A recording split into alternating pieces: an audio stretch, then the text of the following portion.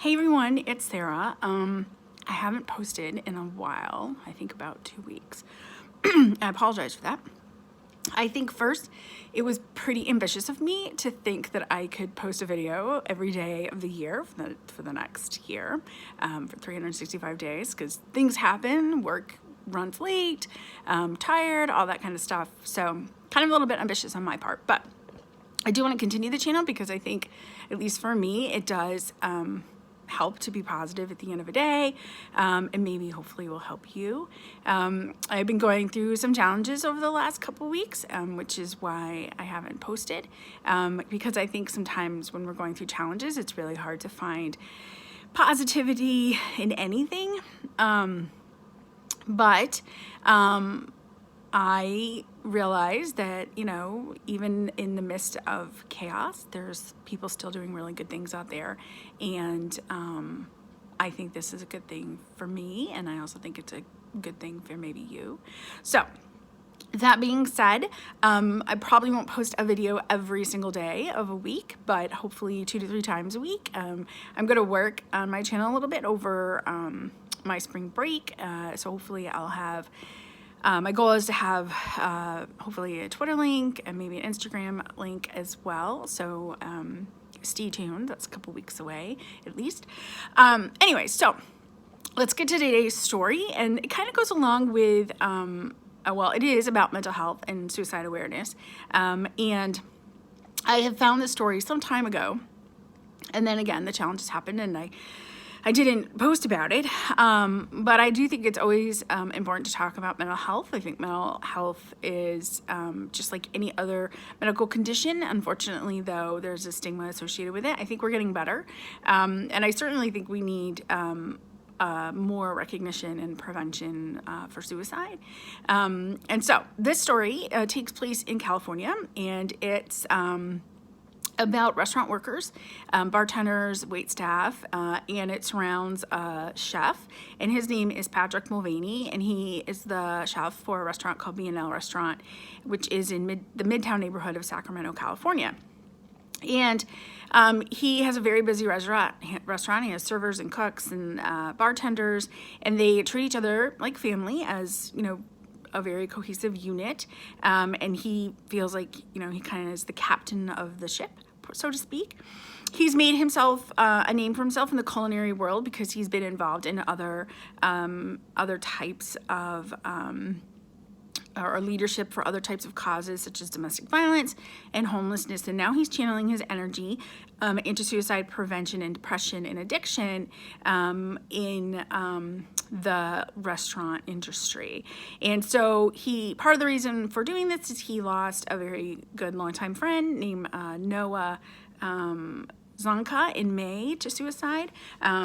Noah suffered from depression and addiction, and then a month later, he lost Anthony Bourdain, as you probably all know, also committed suicide, and that was shortly after Kate Spade did. So he realized that there's not a lot of resources for people in the restaurant industry. And, I've never worked in the restaurant industry. I have friends who've been waitresses or waiters or hostess or even chefs, prep chefs, things like that. And I think, as we can all imagine, it's a pretty fast-paced environment.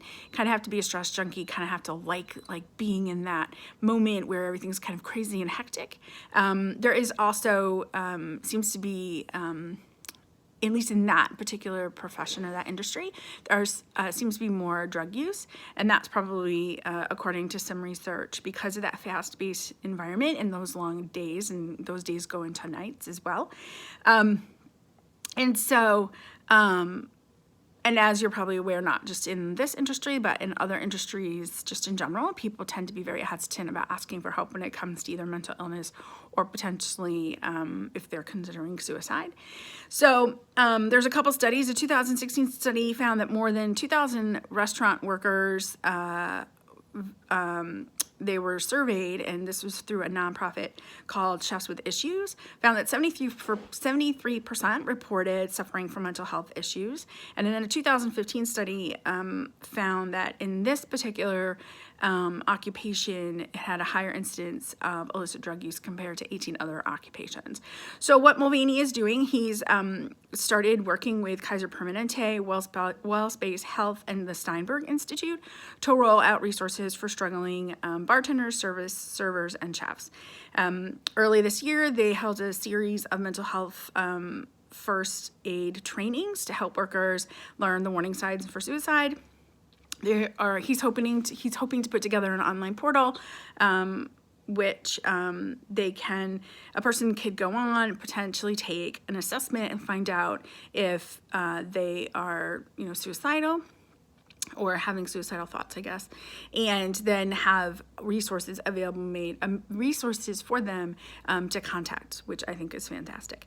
There's other, Chef Mulvaney is not the only person who's working with suicide prevention in this particular industry.